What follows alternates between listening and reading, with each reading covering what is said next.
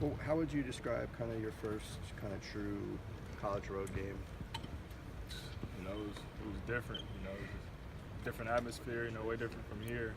So it was pretty good. And for the most part, I think we did pretty well.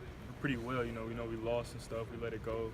At the end. But most of the game, I think we took some huge steps in our defensive aspect, and we just got to flow more on offense, and we'll be good. What is it going to take to flow more on offense? Nothing, just repetition. Just practice and stuff. So we've been practicing, doing different things, spacing the floor. That was really the main part, just spacing the floor. So we've been working on that more these last couple practices, and we should be fine. Were there noticeable, or what were the noticeable challenges about being in that road environment? Well, for the main part, I don't think it was really, that difficult. I think what really hurt us is, as we got towards the end of the game, we just didn't, keep our foot on the pedal. We kind of let up a little bit, with their atmosphere. They just fed off the crowd. They came back and they got the win. So I think we really just got to keep focusing on, just keeping the pressure on people and not letting them come back. How impressed have you been with Tom's ability to shoot the three for a big man? Man, it's definitely great.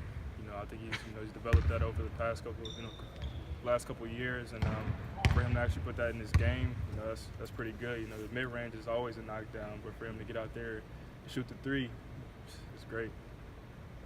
How is shooting at the college level different from the high school level? Is it just different size that you're going against in terms of the closeout hand, or can you kind of take us through that? Yeah, it is definitely. The defense is way better than in high school. It's not as easy. Of course, the three-point line's a little farther back, but really, I think at this level, it's just repetition, just getting up a lot of shots. How have you been working on getting your free throws a little bit better? Coach Alford said it was like a mental game. Yeah, that's really the main thing. As far as when I'm in practice and stuff and I'm shooting by myself with a team, it's like, it's easy, but once you get around other players and stuff like that, I think it's just like a mental thing. It just happens. Do you remember what your free throw percentage was in high school? Senior year, I think it went down. I think before that, all them other years, I was pretty good, but that senior year came and I started thinking about my shot more. My coach kind of changed it a little bit, and I've been trying to get back to what it was before since then. Is there a way you can replicate some sort of pressure, some sort of atmosphere when you're in practice to shoot those free throws? Really, not really, because it's not a lot of the crowd and stuff isn't here. Really, I just gotta learn to stay focused and just keep going through. Sometimes I think about it and I'll stop a little bit or hesitate on the free throws and or overshoot it. But I just gotta work on it. Coach Alford is obviously one of the best free throw shooters in NCAA history. What does he tell you about shooting this?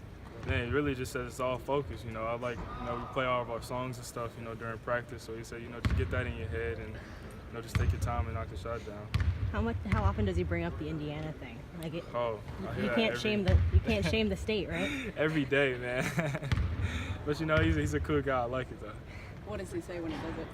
No, he just he always talks about my tattoos. Talk about I'm on this side of 465 and he goes all around. It's just just little goofy stuff, but it's pretty good though. Coach said that there could be some resolution by the end of this week, which was sort of Thursday.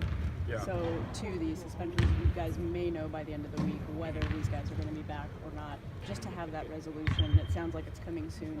What does that mean to you guys to know whether they'll be back or not?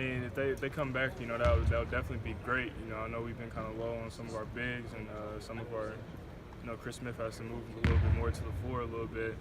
And so with them coming back, I think that would really help us out a lot. And, when people get tired, they can be there.